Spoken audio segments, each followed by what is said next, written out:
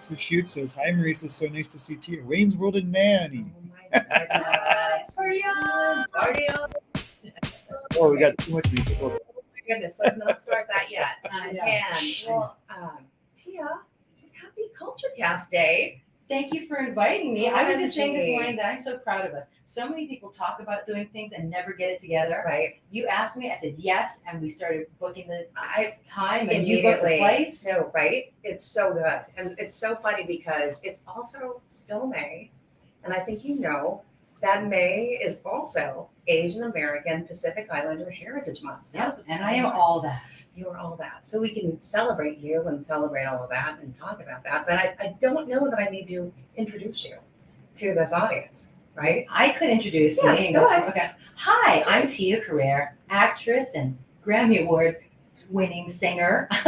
Amazing. Many people know me from Wayne's World, True Lies, Rising Sun, most recently Easter Sunday, AJ and the Queen, I love it. Relic Hunter, my own TV series, and I'm working right now on Lilo and Stitch live action, a legacy from my animated feature Lilo and Stitch 20 years ago. I love it. I love that And I'm it's still here. standing. I love, well, you're still standing because check this. We were just talking about this. Didn't you just fly in a couple hours ago from Hawaii? I just flew in a couple hours ago from Hawaii. I was saying Marisa that I was supposed to go out on a 2:30 p.m. flight, but for production reasons, couldn't make that flight. So I had to fly overnight to come here and be with y'all this morning. My goodness. I love it. And I'm you a little look dizzy right now, but I'll do look my best. Fabulous and beautiful per usual. And people Right back at I you. mean, Look at us. We put on our best for you today. can we be sisters or cousins? We could be. We could be. We Actually, yeah. should check our 23andMe. Actually, we totally should do that.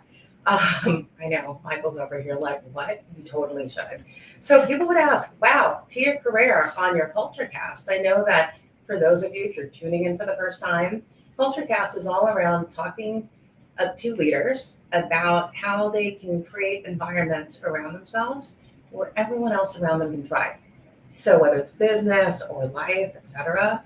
And so it's so great when I ran into you, at that party in Hollywood. It's like, you need to do my CultureCast. Oh my goodness. I listened to your CultureCast and I thought, she's got all these huge leaders at corporations. What do I have to add to this? And I thought, well, there is that common theme of you, wherever you enter, whatever business it is, you can affect the energy in the room. When you're number one on the call sheet, you can set the tone for inclusivity, for being open to people's input. I mean, there are other people that, when they're number one on the call sheet, lead like tyrants and everything's their way or the highway. So I think, even though I'm in a different business realm. I think the behaviors are consistent. But Yeah. before we jump into it, let's talk about young Tia. Oh, goodness. Tia growing up before you got into the business. So let's talk about that. Yeah, I was born and raised in Honolulu, Hawaii, in an area called Kalihi, which I always joke it's where Dog the Bounty Hunter did his best work. Oh, It was a mostly immigrant area and not the that fancy Kahala Hawaii Kai area that you usually see on TV shows.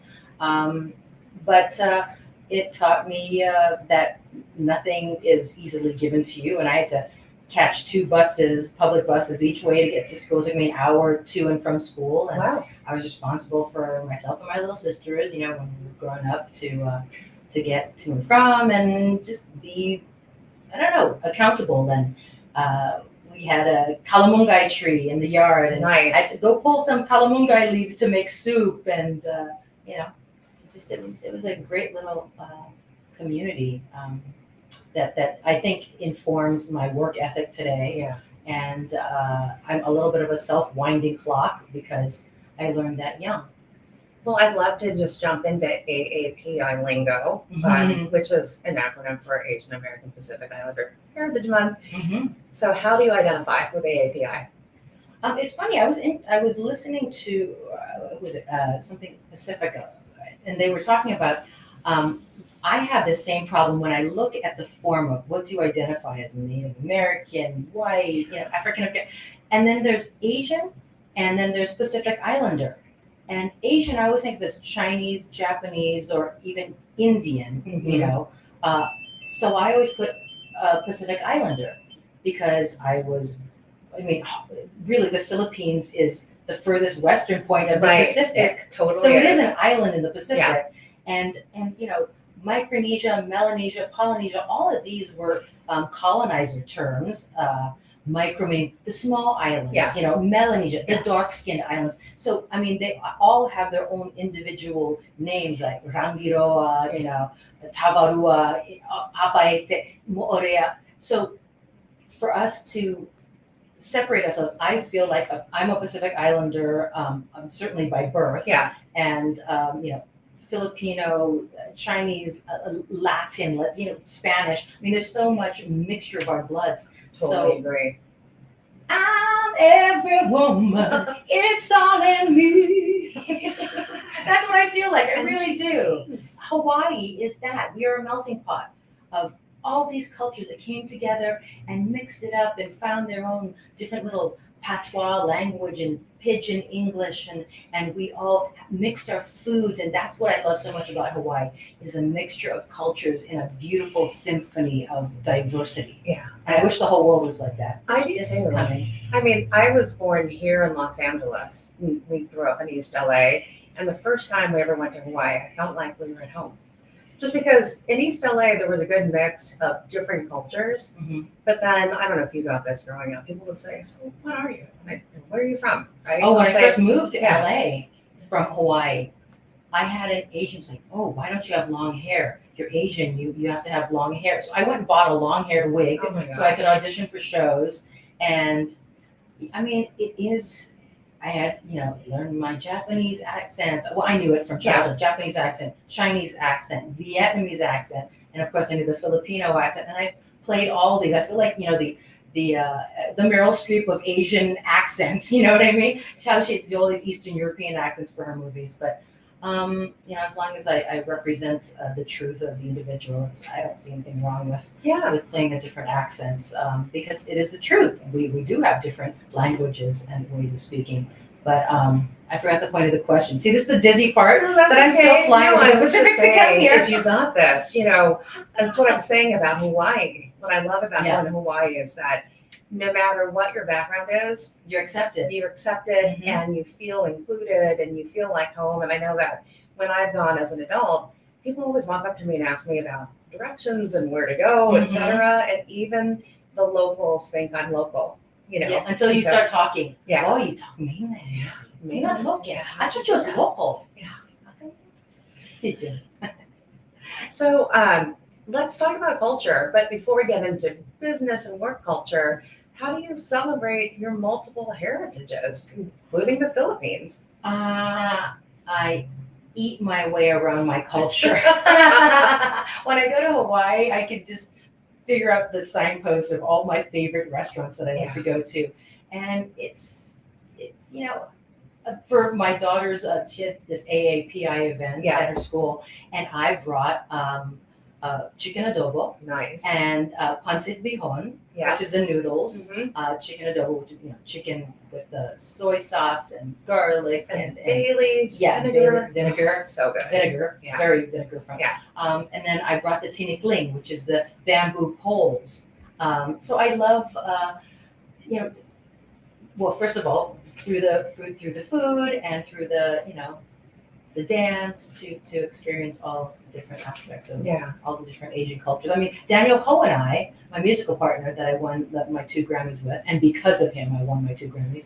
We did a song earlier this year that was up for Grammy, Colors in Harmony.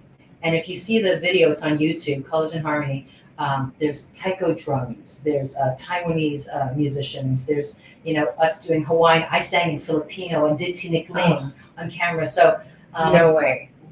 I think if there's a way anybody can go and seek out all the different restaurants and all the different, you know, cultural folk dances, that's a great way to you know, dip your toe in the waters and see you know, it unfolds from there, and the costumes, and then dig deeper into the history. Yeah. You know, so growing up in LA, we went to culture school every Saturday. So there was culture school for Filipinos and we would learn how to cook some of the basic dishes. Now, I learned how to cook really with my mom and dad, and then as family came over here to the United States and they began to live with us, we learned how to make lumpia. Mhm. You know, I remember that chicken lumpia adobo, like line. right? You have to separate Yes. the wrappers, which ripped very easily, Right. and then you have to put the But it- julienne beans. Yeah, actually Roll it. preparing all of it too, cooking the food, preparing the vegetables, and then creating that line was kind of crazy. So we learned how to make lumpia and pancit, like some of the basic stuff. Of course, rice, we learned how to do that.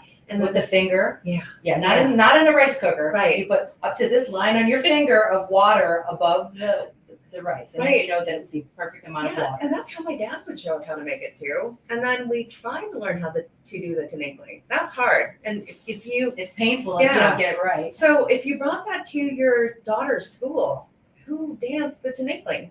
Oh, they didn't. They Okay. didn't. I was ready to do it, but they had other hula dancers and stuff. Okay. So I'm like, oh, Yeah, if anyone wants to know what that is, it's like these two bamboo sticks, and there's two people holding it with a rhythm, and then you're dancing in and out of the they're like sticks. pretty much, 10-foot long, Yeah, heavy duty, big bamboo stick. Boom, yes.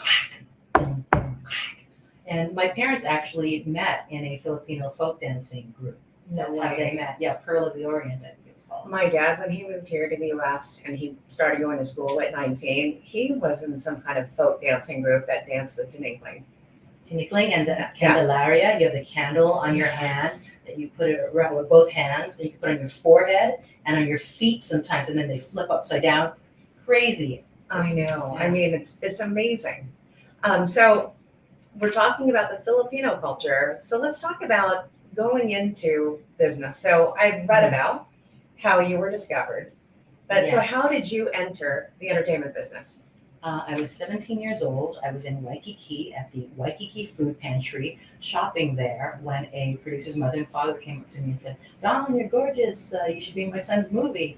And they had just gotten off the plane from LA, so they were all dressed up in their Beverly Hills finest. So it wasn't some sort of like seedy, like Yeah. you're thinking they're weird or whatever. Nice couple. And I was like, wait, what, me? I've never done anything like that. And they said, well, the casting director is the one that did Karate Kid. Here's her number, call her, and you can go for an audition. And but you have to look for it. And I was like, okay. So I went and I made pretend Yeah. because I had never done any acting before. I was never in like drama school or the drama club or anything. But I had been singing, so I wasn't shy in front of the camera. And got this part in this little movie called Aloha Summer that's gotten more press from my Yeah. origin story. I should probably get the rights to this movie because Take notes, somebody. it's Yeah. crazy. Yeah, Aloha Summer, and got my Screen Actors Guild card and had the female lead in a film and moved to Los Angeles. So it was easy for me to get an agent and get out there and continue working. So Just a lucky. did you move at 17, 18 years old to LA? Yeah, right after I did the movie. Wow. I moved here in October of '84, and Oh my I graduated in May of '84. Oh my gosh. Yeah. Just in time to come out to La La Land. Well, my parents could afford to send me to college, and my Yeah. grades were, B+, A-. That's not enough for a scholarship. Yeah. So it was really fortuitous that I, went down this aisle in a grocery store, and these people happened to be in there at that exact moment. It was, I was very blessed. It was a very serendipitous occurrence. I always wondered if I had zigged instead of zagged, how different my life would be. Yeah, I think it says something about, though, I know opportunity sometimes is lucky, but then you need to be ready for it. And it's- then also to back it up with a lot of hard work for the next 40 years. That's right. The fact that you have had this training from singing and that you were not shy at all, I mean, that you had this beautiful voice to begin with and knew how to perform before you knew you were going to be performing as an actress, Acting-wise, right? yeah. Acting-wise, right? And so what was it like when you first got to LA? It was a little terrifying. I remember going to the laundromat over on like Santa Monica Boulevard and Beechwood and hearing gunshots. So it was a little sketchy back then down in that area. And a lot of sharky people that say they would do stuff and Yeah. didn't, and people that ended up taking more than they gave me, but somehow that work ethic, that I've got no plan B, just kept moving forward. Yeah. There was a time when I somebody had taken all my money and I had to live in the hallway of my agent's house. Oh my Because goodness. after being on a soap opera and modeling and making all this money, and I had $300 in the bank. But no plan B, no going back home. I continued and lived in my agent's hallway for about 6 months until I earned enough money to get first lesson deposit on another single room apartment, not unlike this. You know, I'm glad you shared that story because I think a lot of people have been there where they've had some success and then for whatever reason, They trust the whatever happens wrong in life, people. yeah, then they're starting from square one again and starting over. So like big business people that their first company goes bankrupt and they just have to believe that there's something that they analyze it, they figure out what they did wrong and they change the tap, you know. Yeah, so hard work, what does that look like? So how did you keep fresh, creative throughout this time? Geez. I guess I just was so young. I mean, I was at 17 when I moved here and far braver than I probably should have been. And I just kept going. And I mean, also I got success early. Yeah. So to be the female lead in a film, that's some sort of validation that maybe you know something, maybe you're doing something right. Getting cast on a soap opera for a year and a half. Okay, well, you can work and you can sustain yourself over a period of time. So you made the wrong choice in trusting this person.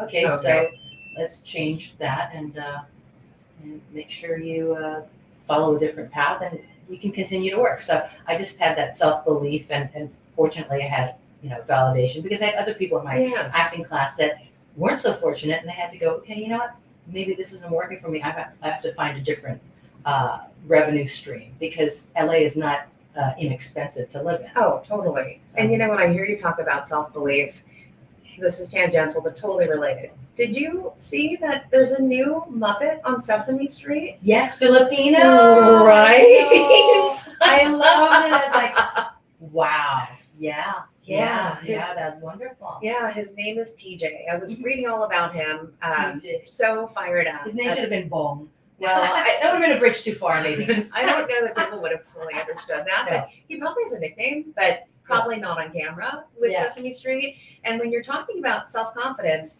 his debut on Sesame Street was wild in that, not that I watched it, I'm going to go find it. I read about it. And he has a Korean friend, Ji Young, who debuted a couple of years ago, I think in 2021. Oh, that's awesome. Yeah. I haven't seen the show in a long time, obviously. Yeah, they were talking about the word confidence. And I love it. I think in the context of Grover saying that he can hop over how high these trash cans were, but they were talking about confidence and having self-belief, in doing something that you don't think you can be doing, and then inspiring that in others. Yeah, I mean, especially in show business, well, I don't know. There's no clear path. Yeah. It's sort of like even if you enter into a company of a business that you have no prior knowledge of, there seems to be a path of you start here assisting someone, then you become the boss and become a manager, and you work your way up to vice president. In show business, there is no path. It's just you figure it out. You're the only.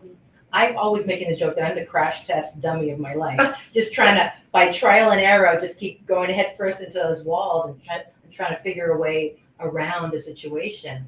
And that takes a lot of confidence.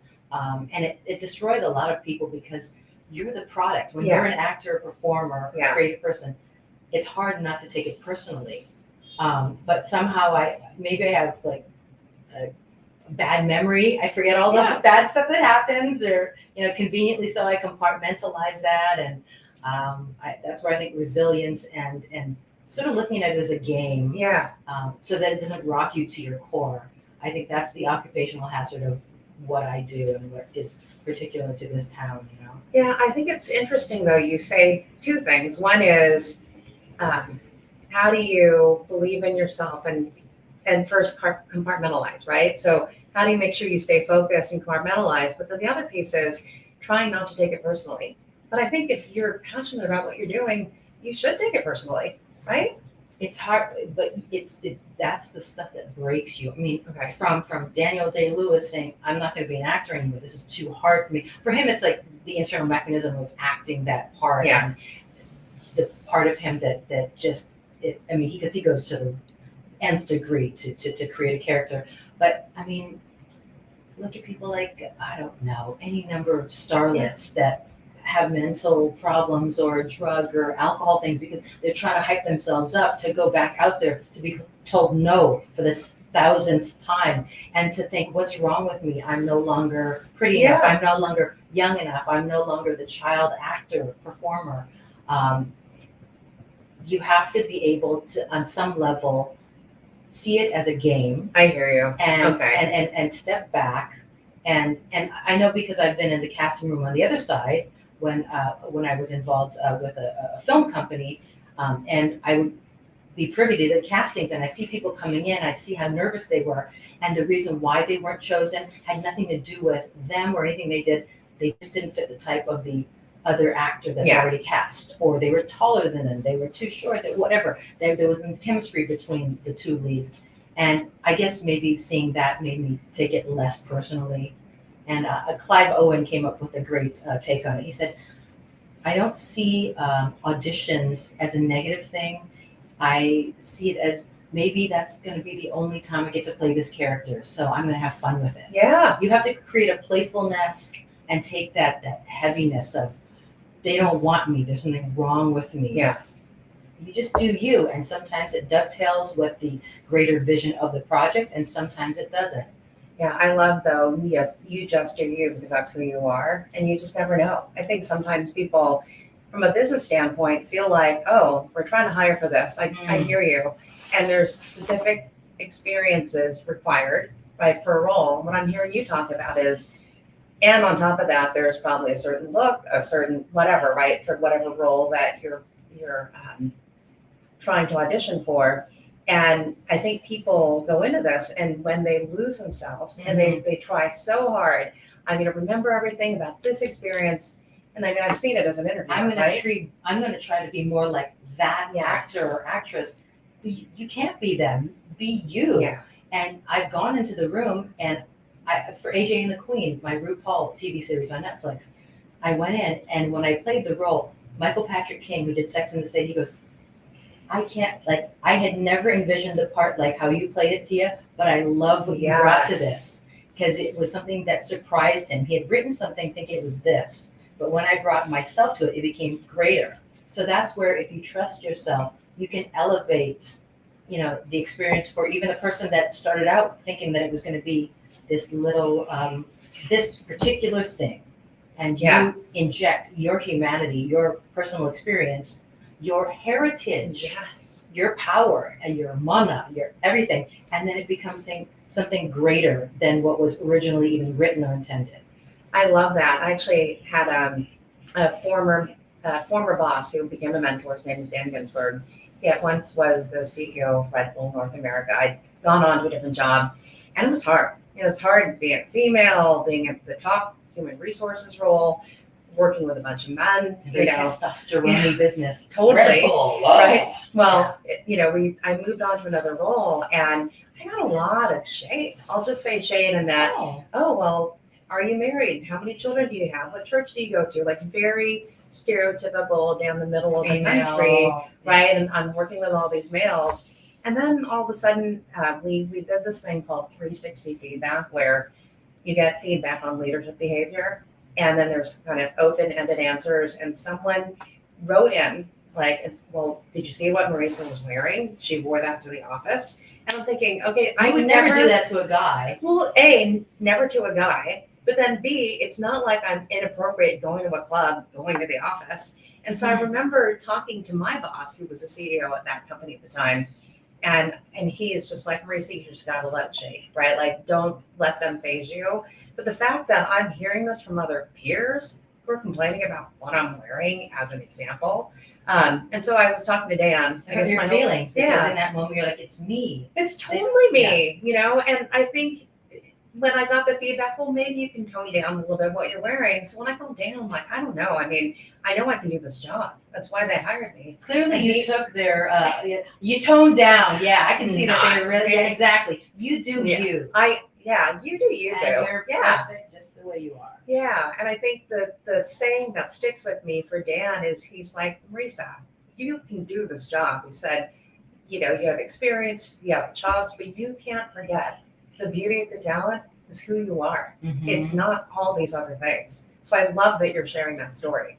Yeah, it took a lot of years of therapy, a lot of, looking back and analyzing, where things went wrong or where, because there was a time where I was really overwhelmed. I was in, two of the biggest movies in the world, Wayne's World, Yeah. True Lies, and it became very overwhelming. And I was flying a different city every, and there's some weird sound. Yeah, we're up on Sunset Boulevard, and I think there's a construction going on. And, Okay, as long as it's not the system that's it's like. not us. Yeah. Okay, cool. Sorry. No, It's not it's not. internet at home. It's the voices in my head that are talking. No, it's this beeping sound like either the French fries are ready or someone's backing up. Yeah, right. That's what it is. It's a dump Okay. truck. All right, so it's not me losing my mind. Like, wait, what's going on? It was a very. I mean, this trip to this place today, 40 years later, was not without adversity. A lot of twists and turns and disappointments and basically homelessness, as you heard earlier. Right. But you have to work on the foundational skills, and for me, that was going back to analysis. Yeah. And 5 days a week at a certain point, then 3 days a week, then once a week, and then just like, okay, I'm in a place where I'm not this tangled up ball of rubber bands Yeah. of different colors and sizes and shit. I could put them in where they came from, and when things well up, I go, okay, that's why that happens, is because it triggers this in me.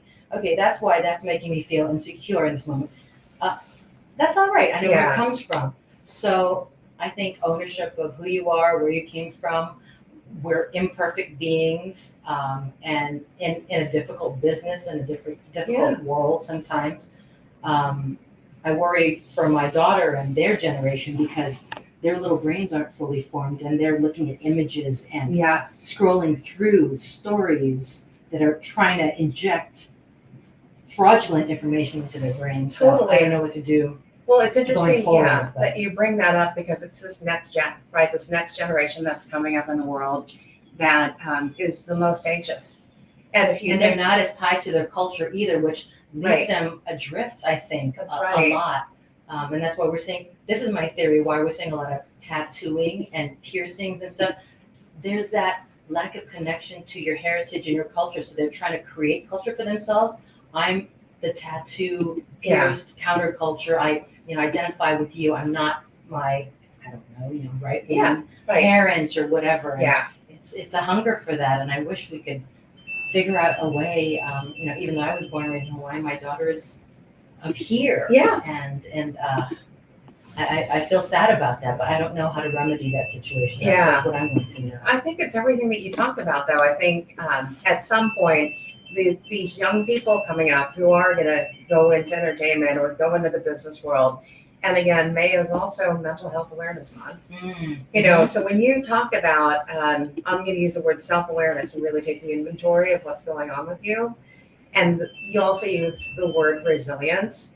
To me, I think resilience is really having a clue about what's going on with you, like who you are, what you believe, what you stand for. And then understanding when the world throws just crazy stuff at you, you have control over how you choose to react. That's Right? the only thing you have control over. Yeah. You have no control over the bad stuff that happens, but you can control how you let it rock you, how you let it wash over you. Right. How you maybe it knocks you back for a second, but you bounce back up and find your center again. Yeah. For any So business. that's a good tip for those thinking about how do I keep my mental fitness going on as I find my way in the world. But And get help if you need it. oh, Yeah, totally. it's a tough time now, I think, especially after COVID. It was a reset for people, but it also brought up a lot of difficult things. Maybe it was underneath and they were handling it, but after that, it really kind of set them on the back foot. And I think the most important thing is that we don't stigmatize it. And if you do need help, talk to somebody. Yeah, I agree. I think too, while I will say the word silver lining from a business context, if anything, COVID taught large businesses that you have human beings at the center. Creating the product, delivering the services so that companies can make money.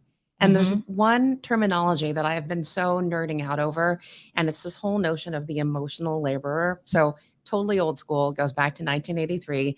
And it was the terminology for hourly workers, where part of their job and their professional task is to mask their emotions, right? So you think about the front line, right? And so I think it's super relevant today, whether or not you're a frontline worker. And if you're a leader, understanding coming back from COVID, it's over, but it did bring up all these anxieties emotions, and fears yes. and phobias. Yeah. And it presents aggression. A new challenge for leaders and how they can ensure that, hey, it's a thriving, productive workplace. So it's interesting you bring all of that up. But you also did bring up, we have to talk about Wayne's World. So tell me about how that ended up happening. Like, that was quite something, because at that time I was a hair's breadth away from being cast on Baywatch. And oh, geez. I know, a very divergent path. It was one of those forks in the road where you could go left, you could go right. And I was very far along with Baywatch, and it was to play the marine biologist girlfriend of Hasselhoff and blah, blah, blah. Wow. And there was only one more thing, which was a swimming test or something. And I kept dragging my feet with my agent. I said, they sent me the script for Wayne's World, and I read it and I was like, this is the part. Yes. I cannot picture. I was so certain in my heart of hearts, like there was nobody else that can play this part but me, singing, acting, kicking butt, the martial arts and stuff. And that's everything that I'd done up until that point. And the heavy Cantonese accent that sings like Pat Benatar. Yeah. I couldn't think of anybody else that could play it. And I was so certain. I said, I want to go in for this. Let's get further along, drag your feet with the Baywatch negotiations and all that kind of stuff. And I could have lost both, but it was a gamble that paid off. I remember getting that call. You got it. I was like, yes, oh jumping my up and goodness. down. But I don't know why. I had this really deep belief that part was for me. It will be mine. Amazing. Oh, yes, it will be mine. So what was the audition like? Did you have to read with Mike Meyer? Was there? No. Oh, okay. I went over to Paramount, and there were like a handful of girls that I'd seen at a number of other auditions, and just went in and did the scene. And they said, "Can you sing?" It's not necessary. And it's like, then I started singing, "Heartbreaker, dream maker, love taker, don't you mess around with me." And like, "Oh yeah, yeah." I said, I sang with a rock band when I was in junior high and entered talent contests and all. That's where my singing experience paid off. And first audition, then second audition, and I think like the third audition, it was the final callback, and I saw some of those same girls again. And Mike Myers was there, and he came out. He goes, "You're my choice. You're doing great. Just keep doing what you're doing." And I was like, that was the Amazing. wind in my sails that just pushed me forward and just made me trust in myself. In that moment, all that doubt and negativity. Oh, I'm not as skinny as her. I'm not as pretty as her. I'm not as known as her. Whatever it is, it's kind of brutal when you're sitting in a room and you're looking at everybody that you're up against. It's just crazy. That's the upside of doing remote auditions now. But just him telling me that was all the difference in the world. And I got it. And it was a movie that changed my life. Well, it's interesting you talk about like, I'm not pretty enough, or I'm not this, or I'm not that. It sounds like a lot of women, especially that I mentor, around this whole thing around imposter syndrome, right? They're like, oh, I'm not good enough. I'm not going to get this job. But I love your advice of, hey, look, believe in yourself, right? And I think too, there's a notion of when it's right, the chemistry's right? The energy's there. Right. And in making of a movie, particularly, it's like you're making a great big stew. And the difference between two people in the room could be between paprika and cumin. Yeah. What do they want in their stew today? Do you know the difference between paprika, cumin, or whatever? It's so minuscule. So all you can do is bring yourself, your fullest, most realized self, and be daring and be bold and be individualistic, and don't try to be anybody else but you. I love that. Yeah. And I think it's just great advice for anybody in life and how they navigate. It served me well. I mean, yes, that's my North Star. Just And then did that lead you to True Lies, or did you have to audition for that? Like, I had to every single Oh my thing that I've goodness. ever Okay. wanted that has been great. I've had to audition for. The one thing I didn't get was I auditioned for Heat, and I really wanted Yeah. that role. I mean, Pacino and De Niro. Are Yeah. you kidding me? Yeah. And at least I know that I gave a killer audition. I just wasn't, what the vision that they had for it. But the casting director was like, "That was fantastic." Yeah. And I felt really good. It was a very emotional scene, and yeah. So I had to go in. I flew to Miami and stayed in a hotel room, I think for 24 hours, like walking back and forth, going over and over the lines for True Lies. It was a monologue. And then I finally went in and auditioned for Jim Cameron and got that role. And it was perfect, juxtaposed with what I did in Wayne's World to what I did in True Lies. For an actor, you want to create that, oh, I can do this, but I can Yes. also do that. They were so far removed It's so great. in genres and characters, and it was such a gift to be Yeah. able to play both of those roles. And I can't believe the stuff that I've been able to do. Well, I think you actually demonstrated in mainstream, like to everybody, kind of the diversity of experience and character that you can play. And I just remember when Wayne's World came out, and then that movie came out, and we went to go see that too. Look, I mean, you are an idol. I think about there's someone who looks like me who is actually a star, right? Like an actress out there on the big screen. That is unusual.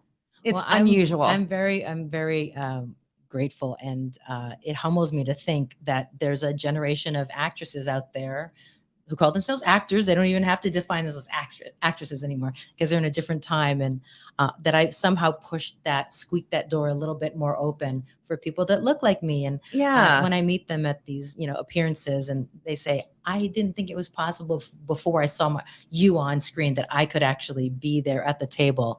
And that makes me feel really good. Yeah, I think you are a pioneer. You've kind of paved the way for others who may not have your heritage, but they are, different, and just creating that, again, opening up that door and, making that happen for other people and inspiring confidence and belief in themselves to do it. Yeah, I'm been really, really fortunate, and I love all the different ethnicities that I've been able to play, and all the different types of characters. And to speak to that, right now there's kind of this troubling trend that I don't know what it is. I don't know if it's like corporations that are worried about authenticity. Okay, Yeah. first I'm an actress. Yeah. And I played Japanese, Chinese, Vietnamese, Thai, mixed race. And now I'm seeing on audition things, you have to be of actual Tongan, Fijian, Samoan blood. And I find that very exclusionary. It's very hard Okay. to say. I've seen a lot of specificity, like when Native American, you have to have Native American blood and prove it, or Hawaiian blood. And they don't ask Australian actors, "Why are you playing an American?" They don't ask English actors, "Why are you playing American?" They don't ask Americans, "Why are you playing an Irish character or an Italian person Yeah. playing a Mexican character?" Why do you have to dissect it down and be so reductive? I don't understand where it came from. I don't know if it's like a small group of particular, performers, or if it's the corporations that are being so ultra careful, but it makes it harder for someone like me Yeah. to continue to work, because I'm going to have to only play, Filipino, Spanish, Chinese, Hawaiian Yeah. characters. How often is that going to come up unless I write it myself? Right. So it's kind of this weird place right now where I'm a little confused how to negotiate these waters, because I think if we're all sort of mixed and of the Pacific Islands, I mean, I don't know why it has to be so exclusionary like that, because I don't see that in the white or Caucasian roles. Yeah, I think that's really interesting. I It's didn't weird, know right? that. I Isn't that think it's weird Yeah. because, to your point, there could be a white person coming in and auditioning for an Irish or a Scottish, whatever, but they don't need to prove that, right? Yeah, Do yeah. we now need to walk around with our 23andMe? Yeah. Is that what the deal yeah. is? That's the thing that I'm having a little hard time with, because there's some roles that I'm looking at and I'm saying, "Hey, I'd like to go Yeah. in for this, and this is what I'm getting back. So that's an interesting. It's like the pendulum swung so far in the other direction. How are they now. explaining It's that? not though? like, you know, white people playing yellow Yeah. face Yeah, or yeah, putting yeah. on blackface. Yeah. That, yes, clearly offensive. That's wrong. But if you're mixed race, Polynesian, you know, a Pacific Islander, why can a Hawaiian person not play a, you know, Tongan person? Yeah. Why could a Filipino person not play a Fijian person? I mean, we have Maori from New Zealand that are playing Hawaiian in Yeah. films, and you know, there's precious little for us to begin with. Yeah. So this is the hard next step in what I'm seeing in the marketplace for someone like me to continue moving forward. Wow, that is surprising to hear that. It's almost like it went backwards. Just, you know, a little bit if they're getting really specific around, oh, you need to prove your It's heritage blood. and your Yeah. blood. Right. Yeah. Yeah. I was just talking to another actor that was facing that with the same thing. And I'm like, we're both from Hawaii. Yeah. And what was going on? Why are we not, you know? So it's a little hard. So if you're watching, help us out there. Right. You know, it makes me think about We'll figure it out. We're Yeah. resilient. We'll figure out a way around Yes. this one. it just I think there's a lesson learned here though. It sounds like it's gone a step too far. I just don't know the Mhm. ins and outs of why specifically the bloodline needs to be Mhm. proven. But I think about you know, the role of diversity in corporate America, right? So here's the good news. The good news is, like, let's talk about your daughter. This next generation coming into this workplace is the most diverse, right? Like Mm. you think about backgrounds, it's a mix, like it's beautiful. And I think the opportunity now, although with the behaviors for diversity as you move up in the organization, it's more around how do you include people, right? How do you create environments where they feel like they can be themselves and they can thrive and be productive? And so when I hear you tell that story around, well, you've got to have like this specific blood, Yeah. that makes no sense to me. It doesn't to me. I mean, yes, I realize you're trying to protect it so that actual Polynesian people can get the jobs, but we are in the area, we are Pacific Islanders, we are all of the same ilk. So then why are you going to divvy it up so much so that it makes it difficult for actors to act and that have that culture in their hearts and have grown up in Yeah. the culture, and we're all very, it's minuscule, the differences in our cultures. So Well, I'd love to talk about culture more broadly in the entertainment industry. Like how would you describe it? Like what is it like working in the entertainment industry? geez, I mean, I think it's changed a great deal since Okay. I started out 40 long years ago. I almost made you spit Sound like up. water. Oh, that would have been hilarious spit take. Right. I mean, it's funny. It's like, oh my gosh, you don't have to date yourself. I'm like, it's just the truth. I mean, you can look it up on Google. It's just all that. My filmography speaks the truth. It's I remember. I mean, not just as a culture, like ethnicity and heritage.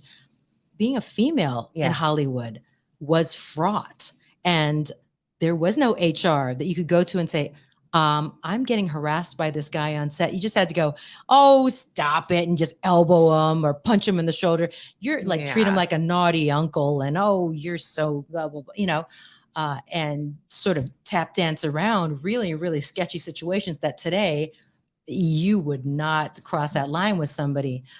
So it was a double threat really when Yeah. it came to Hollywood as a 17-year-old. So it was very, very confusing and difficult trying to be self-protective and still strive forward and believe that you can, you know, get there even with everything that you're facing.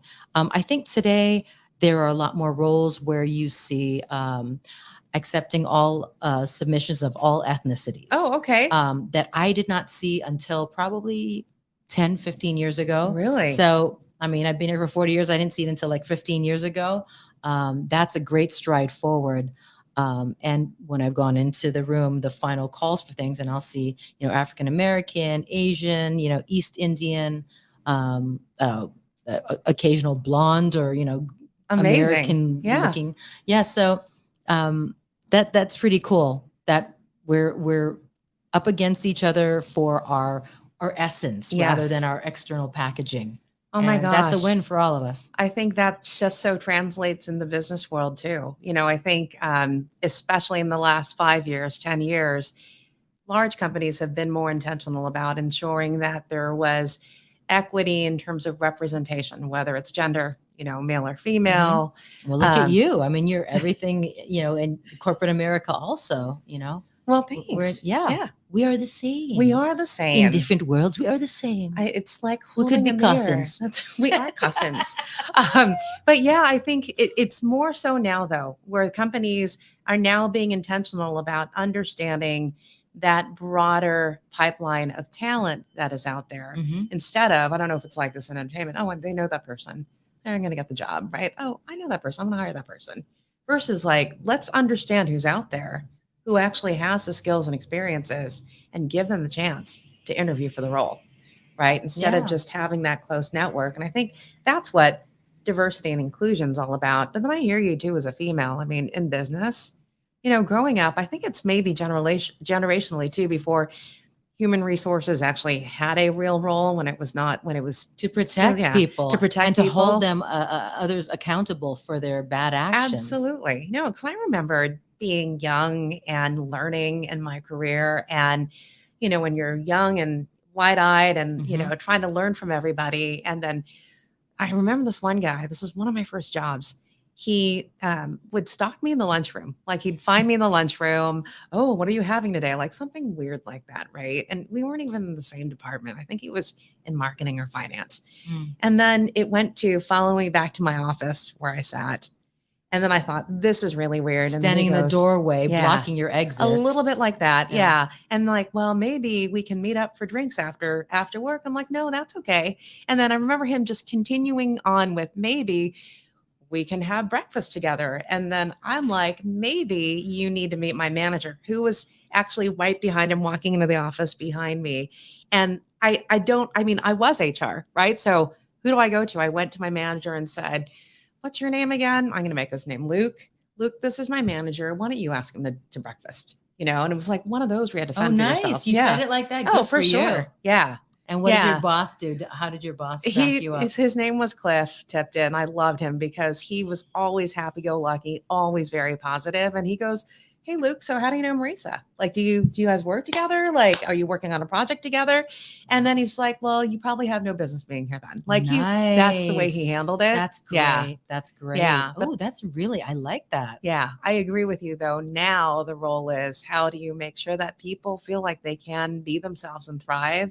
And the role that human resources and people experience play is helping to create a culture really through leaders. Like leaders own that. It's not HR is going to go police it, right? Leaders have to behave well. Well, like I said, number one on the call sheet sets the tone for the set. That's right. And if you're enthusiastic and you welcome people's input and they feel that they can bring things to you, there's a conversation, there's an energy, there's a synergy. And if you lead by, attrition and I'm the ruler here and you all are in my fiefdom, then it's going to be different. And so I think it's for the, corporate leaders out there to really listen to people and see where they're having difficulties and backing them up. Yeah. And being firm in supporting them. I agree with you. I think about, and I say this all the time, I think culture is not just what companies espouse their purpose and their values are, but it's a reflection of leadership behavior. Yeah, it's not Right? this airy-fairy sort of like inspirational poster on the wall. It's every day. How do you handle different situations that come up? And that creates, each little instance creates the culture. Oh my gosh, you're right. And it's how leaders behave, because they're going to model the behavior that's acceptable or not acceptable, right? And inside an organization. So not unlike the first one on the call sheet, kind of setting the tone. I think that's cool. Well, what advice would you give anyone who's listening in to create a very healthy culture where they can set the tone? Boy, far be it from me to ever preach or I see these life coaches online. I just shake my head. I'm like, as evolved and as much work as I think I've done, I would have a hard time telling people these are the 3 ways you can attain happiness in your life. This is the 7-step path towards finding true love. It's never as reductive and simplistic as that. So I would just say, you listen to that wee small voice in you. And if you sit quietly and you're really honest with yourself, do the work so you can get to the place where you're truly honest with yourself.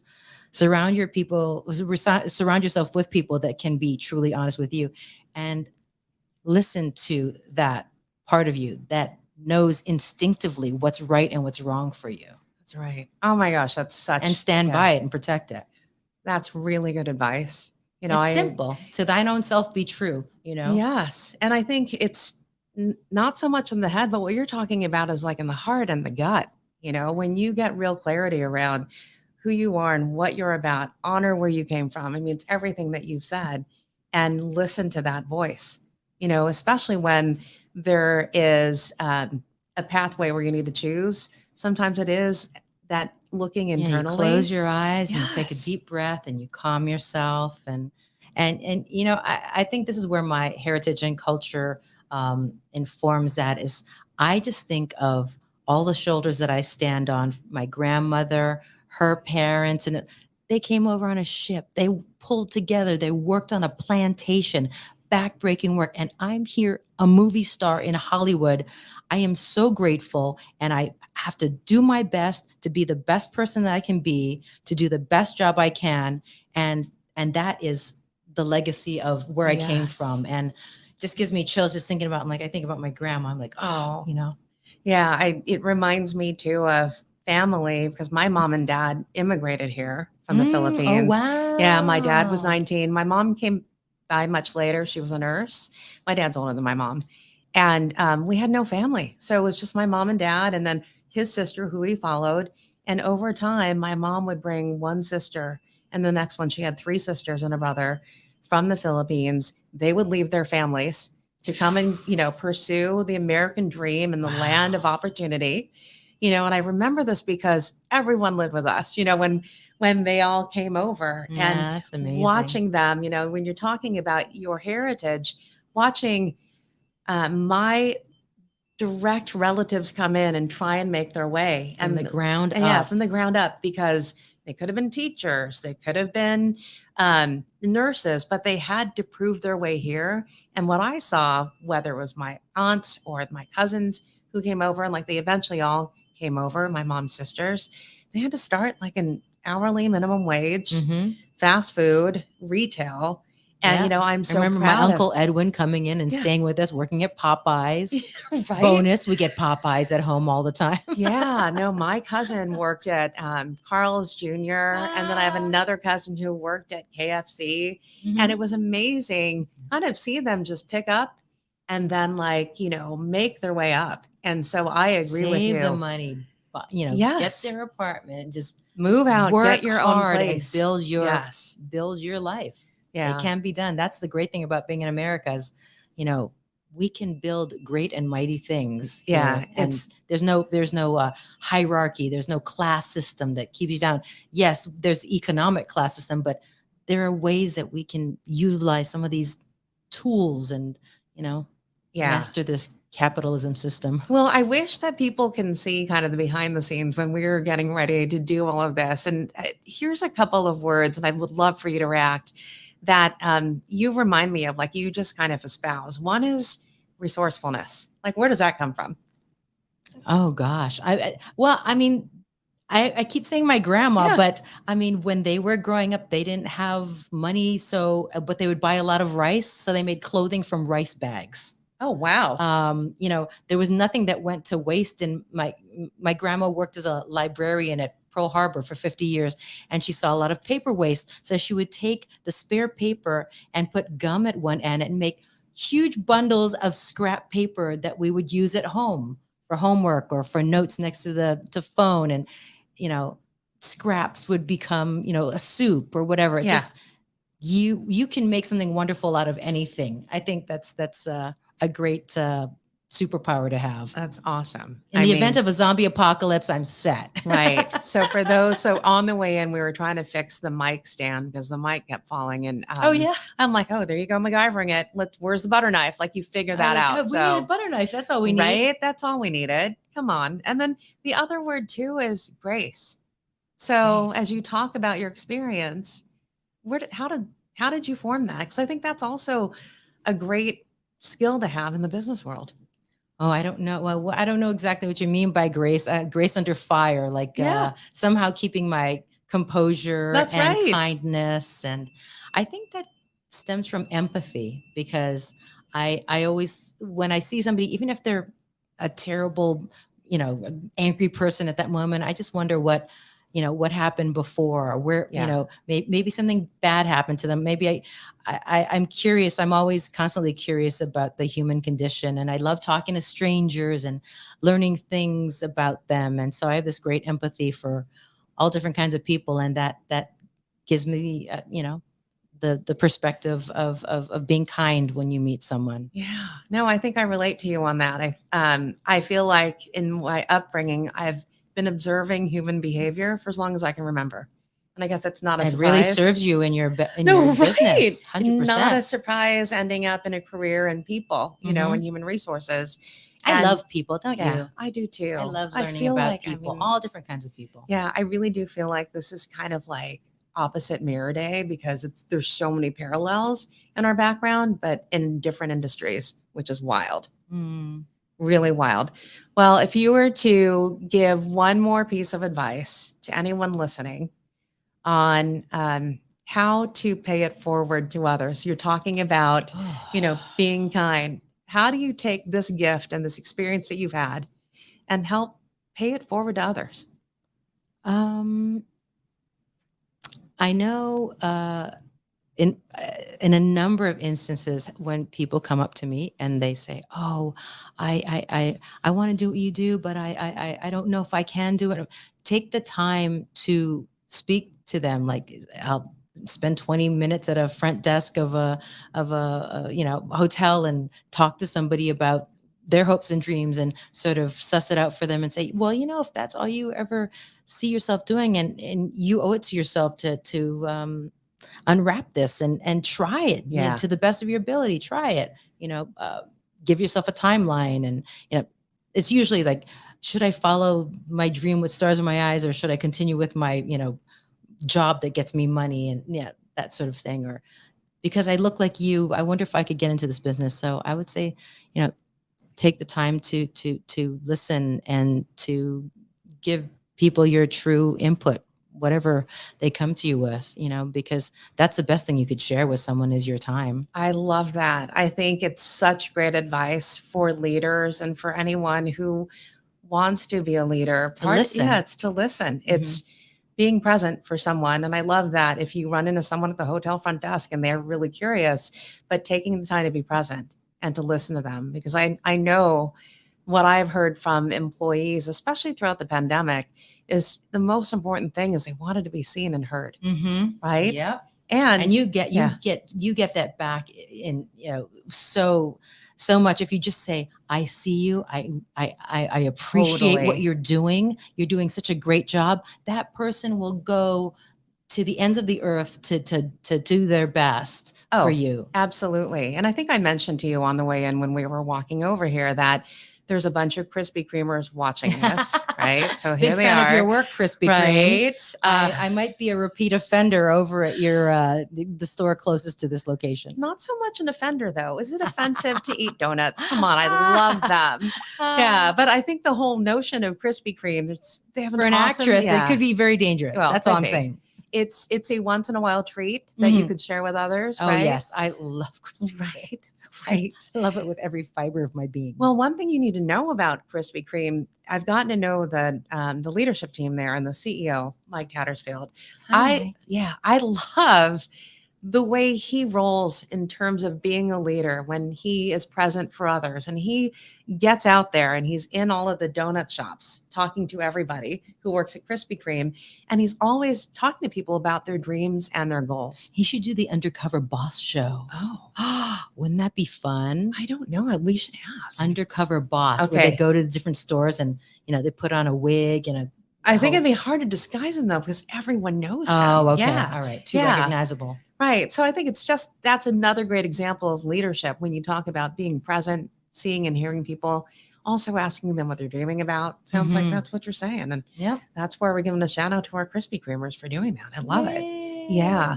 And so, well, we're going to wrap up because we've got plans after this. Ooh, we are. Yeah, but I just want to thank you, Tia, for being authentically you, not only in this conversation, but as a role model throughout your epic career over the decades, paving the way for others and actually Goodness, thank you. sharing ideas on how people can create cultures for themselves, be successful for themselves and create success for others.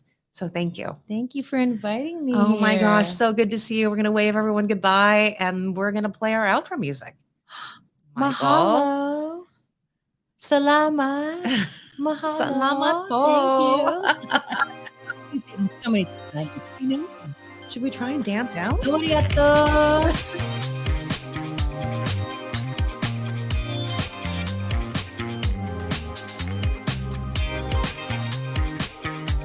I'm making myself dizzy.